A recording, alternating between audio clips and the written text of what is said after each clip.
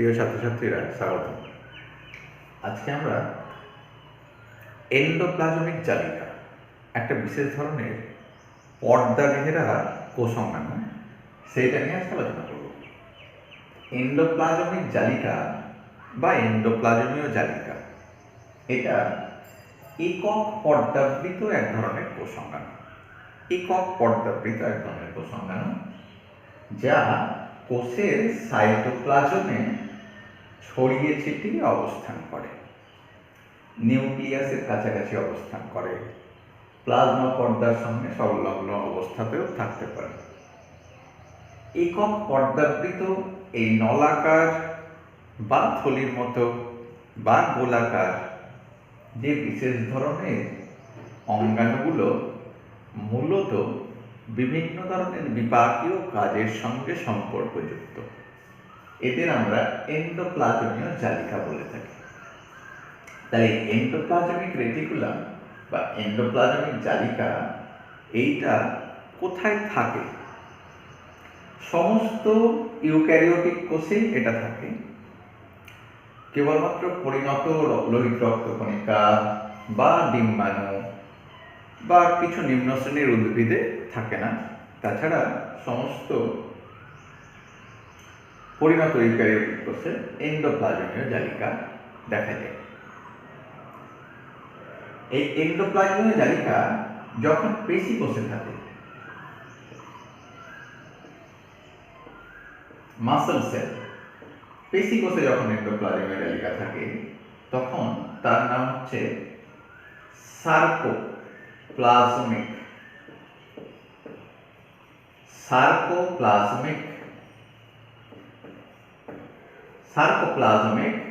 Reticulum.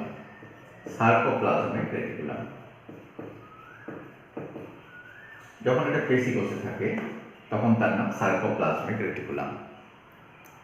যখন এই এন্ডোপ্লাজমীয় জালিকা সিস্টার্নিগুলো ছিদ্রযুক্ত হয়, পাশ থেকে দেখতে কেমন লাগে? পার্সিয়াল ভিউ, সাইড ভিউ যদি আমরা দেখি তাহলে এরকম ছিদ্রযুক্ত অংশ দেখা যায়।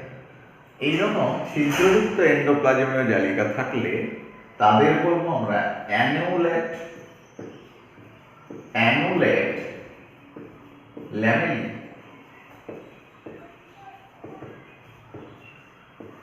তাহলে এন্ডোপ্লাজমীয় জালিকা থাকে কোথায়?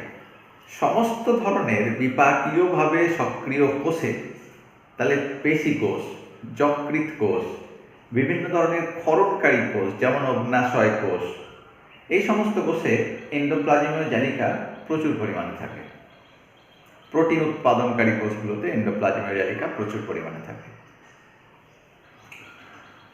এন্ডোপ্লাজমীয় জালিকার প্রকারভেদ নিয়ে একটু আলোচনা করি। প্রকারভেদ।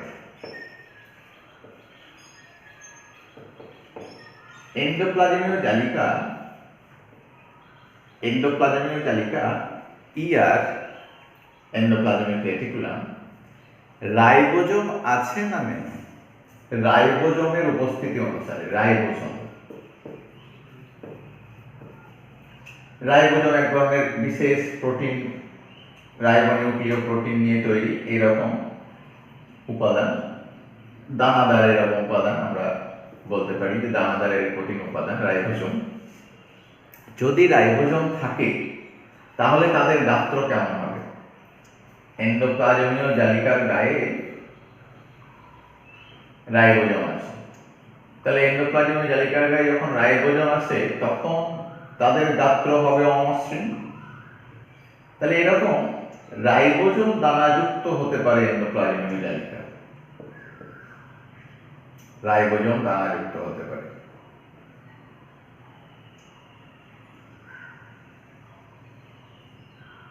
রাইবোজোম দানাযুক্ত, এখানে রাইবোজোমের তৈরি হওয়া পলিপেপটাইড চেইন ভেতরে প্রবেশ করার মতন কিছু জায়গা থাকে, ছিদ্রযুক্ত কিছু প্রোটিন থাকে।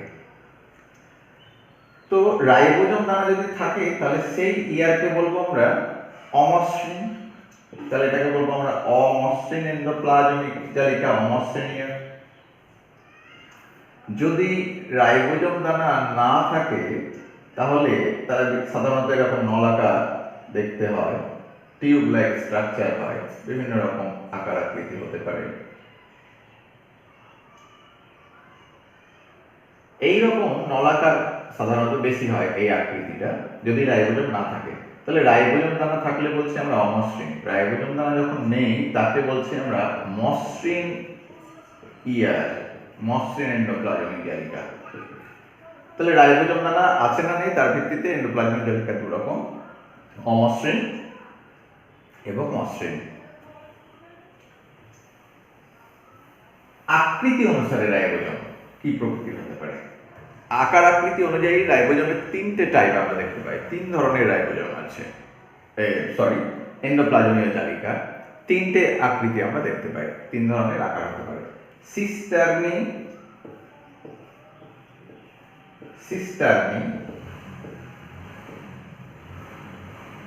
ভেসিকল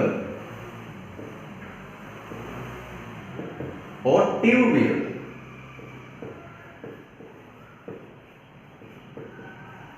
সিস্টার্নি, ভেসিকল ও টিউবিউল, এই যে গঠনগুলো আমরা বলছি সিস্টার্নি, ভেসিকল এবং টিউবিউল, এই সিস্টার্নি হচ্ছে এইরকম অনেকগুলো চ্যাপ্টা থলি পরপর যদি অবস্থান করে তাহলে এইগুলো হচ্ছে ইয়ারের সিস্টার্নি বলতে পারি আমরা। সাধারণত আমরা আগে আলোচনা করেছি সিস্টার্নি রাইবোজোম দানাযুক্ত গঠন, অর্থাৎ অমসৃণ ইয়ার সিস্টার্নির মধ্যে বেশি দেখা যায়, তাহলে এটাকে বলছি আমরা সিস্টার্নি। ভেসিকল কাকে বলবো? ভেসিকল হচ্ছে এরকম থলির মতো যদি হয়, চ্যাপ্টা থলির মতো হয় বা গোলাকার হয় বা ডিম্বাকার হয়, এই যে থলির মতন গঠন, এই থলির মতন গঠন যদি হয় তাহলে তাদের বলবো আমরা ভেসিকল। স্যাক লাইক স্ট্রাকচার, তখন বলবো ভেসিকল। টিউবিউল কখন বলবো?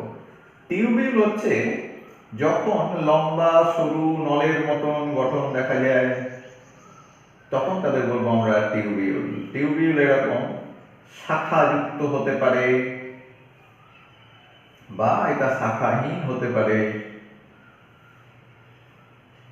টিউব লাইক স্ট্রাকচার, তখন বলবো টিউবিউল। তাহলে এই যে পর্দা, এদের সবার পর্দায় কিন্তু প্লাজমা পর্দার মতন গঠনযুক্ত, প্লাজমা পর্দার মতো গঠনযুক্ত। সিস্টার্নি, সিস্টার্নি সাধারণত 400 থেকে 500 অ্যাংস্ট্রম এর ব্যাস হতে পারে, তার থেকে আরেকটু বড় হয় টিউবিউলগুলো, মোটামুটি 500 থেকে 1000 অ্যাংস্ট্রম পর্যন্ত হতে পারে। আর এই ভেসিকলগুলো বিভিন্ন মাপের হতে পারে, সাধারণত এদের থেকে আকৃতি ক্ষুদ্র হয়, ভেসিকল আমরা বলি। এবং এদের সবার পর্দায় হচ্ছে 50 to 60 অ্যাংস্ট্রম, 50 থেকে 60 অ্যাংস্ট্রম, মানে একক পর্দাবৃত অঙ্গাণু সবাই। তাহলে এটা গেল প্রকারভেদ অনুযায়ী ভাগ, সিস্টার্নি, ভেসিকল এবং টিউবিউল। রাইবোজোমের কাজ, দু রকম রাইবোজোমের কাজ তাহলে আলাদা আলাদা হয়। এন্ডোপ্লাজমীয় জালিকার কাজ, রাইবোজোম দানার সঙ্গে যুক্ত থাকে এন্ডোপ্লাজমীয় জালিকা, বা নাও থাকতে পারে রাইবোজোমের সঙ্গে। এই যে অংশগুলো আমরা দেখতে পাই, তাহলে আমরা কাজ যখন ইয়ারে আলোচনা করব এন্ডোপ্লাজমিক রেটিকুলামের, আমরা যখন ইয়ার রাফ এন্ডোপ্লাজমিক রেটিকুলামের কাজ দেখব। রাফ এন্ডোপ্লাজমিক রেটিকুলাম আমরা একটু বড় করে ছবিটা আঁকি, সুবিধা হবে। এন্ডোপ্লাজমিক জালিকা, ফসফোলিপিড বাইলেয়ার এখানে রয়েছে, ফসফোলিপিড বাইলেয়ার। এন্ডোপ্লাজমিক জালিকার যে পর্দা সেটা ফসফোলিপিড বাইলেয়ার নির্মিত পর্দা। এটা একক পর্দা, এটা দুটো পর্দা নয়, এটা একক পর্দা। যেহেতু ফসফোলিপিড বাইলেয়ার থাকে তাই দুটো লাইন আমরা টানলাম। কি হয়, এদের কাছে রাইবোজোম সংলগ্ন থাকে। রাইবোজোম এমআরএনএ থেকে যে প্রোটিন সংশ্লেষ করে সেটা এই এন্ডোপ্লাজমীয় জালিকায় প্রবেশ করে।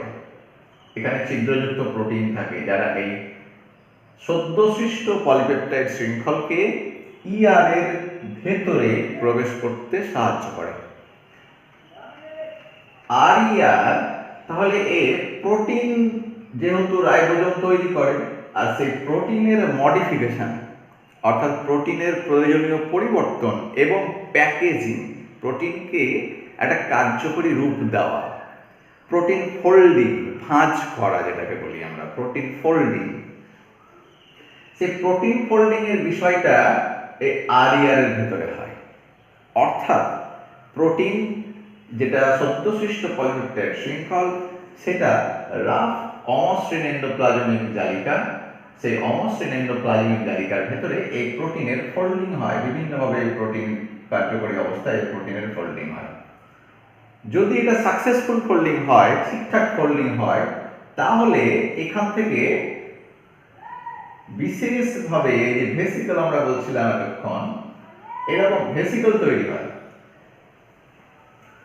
এবং এই ভেসিকলের মধ্যে এই কার্যকরী প্রোটিন যেটা ফোল্ডিং এর মাধ্যমে বিশেষভাবে ভাঁজ হয়ে তৈরি হলো, এই প্রোটিন কিন্তু এখান থেকে ভেসিকলের মাধ্যমে নির্গত হয়। এটা এবার গলগি বডির সঙ্গে যুক্ত হতে পারে বা অন্য কাজে লাগতে পারে।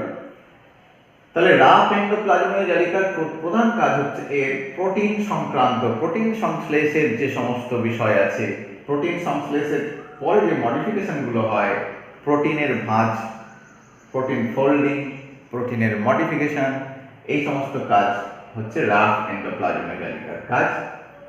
তাহলে প্রোটিন ধর্মী যে সমস্ত উপাদান আছে, প্রোটিন ধর্মী উৎসেচক আছে, প্রোটিন ধর্মী হরমোন আছে, সেই সমস্ত তৈরি করার ক্ষেত্রে আরইআর এর ভূমিকা বিশেষভাবে উল্লেখযোগ্য। যদি এই প্রোটিন সাকসেসফুল ফোল্ডিং হয় তাহলে তো এটা কার্যকরী অবস্থায় চলে যাবে। যদি সাকসেসফুল ফোল্ডিং না হয় তাহলে এটা কি হয়, যদি সাকসেসফুল ফোল্ডিং না হলে এটা বেরিয়ে যেতে পারে। এটা বেরিয়ে গিয়ে এই প্রোটিন, আনফোল্ডেড প্রোটিন যেটা ঠিকঠাক ফোল্ডিং হয়নি, আনফোল্ডেড প্রোটিন যদি হয় তাহলে এটা কোষের সাইটোসলে, কোষের সাইটোপ্লাজমে গিয়ে এটা নষ্ট হতে পারে, ডিগ্রেড করে যেতে পারে, ডিগ্রেডেশন হয়।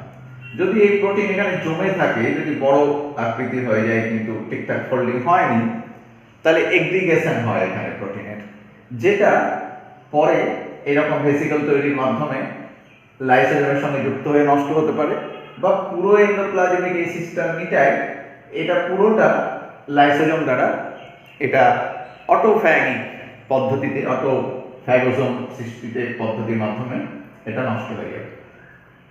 তাহলে প্রোটিনের কোয়ালিটি কন্ট্রোল যেটাকে বলছি আমরা, প্রোটিনের গুণগত মান ঠিকঠাকভাবে ফোল্ডিং হলো কিনা, এই সমস্ত বিষয় রাফ এন্ডোপ্লাজমিক রেটিকুলামের সঙ্গে সম্পর্কযুক্ত।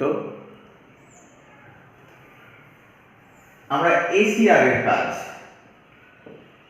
SER smooth endoplasmic reticulum, smooth endoplasmic reticulum মানে যার রাইবোজোম নেই, সেই এন্ডোপ্লাজমিক রেটিকুলাম যেগুলো এরকম সাধারণত টিউবলার স্ট্রাকচার হয়, স্মুথ এন্ডোপ্লাজমিক রেটিকুলাম আমরা বলছি। এই স্মুথ এন্ডোপ্লাজমিক রেটিকুলাম কি করে,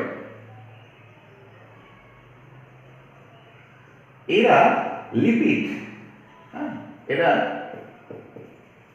লিপিড সংশ্লেষ, লিপিড সংশ্লেষের সঙ্গে সম্পর্কযুক্ত। তাহলে লিপিড উৎপাদনকারী কোষ, লিপিড ধর্মী যে সমস্ত স্টেরয়েড যেগুলো আছে, স্টেরয়েড হরমোন যেখানে তৈরি হয়, যেমন ডিম্বাশয়, শুক্রাশয়, সেই সমস্ত জায়গায় কিন্তু স্মুথ এন্ডোপ্লাজমিক রেটিকুলামের সংখ্যা অনেক বেশি থাকে। আর একটা গুরুত্বপূর্ণ কাজ আছে পেশিকোষে, পেশিকোষের ক্ষেত্রে, স্কেলেটাল মাসল পেশিকোষের ক্ষেত্রে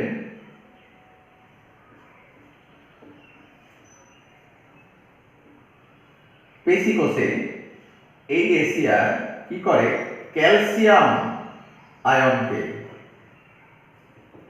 ক্যালসিয়াম আয়নের সঞ্চয় ভাণ্ডার, যেটাকে আমরা সাইটোপ্লাজমিক রেটিকুলাম বলি, ক্যালসিয়াম আয়নের সঞ্চয় ভাণ্ডার হিসেবে কাজ করে পেশিকোষের মধ্যে এবং পেশিকোষের সংকোচনে গুরুত্বপূর্ণ ভূমিকা পালন করে।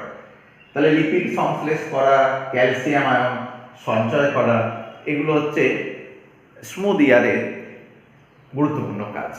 এছাড়া অন্যান্য বিভিন্ন ধরনের বিপাক ক্রিয়ার সঙ্গে এরা কিন্তু সম্পর্কযুক্ত থাকে। তাহলে এটা হলো আমাদের এন্ডোপ্লাজমীয় জালিকার গঠন এবং কাজ সংক্রান্ত বিষয়। ধন্যবাদ সকলকে। আমরা পরে ভিডিওতে আলোচনা করব লাইসোজোম যে বিষয়টা আমরা বলি লাইসোজোম সম্পর্কে আলোচনা করবো আমরা পরবর্তী ভিডিও।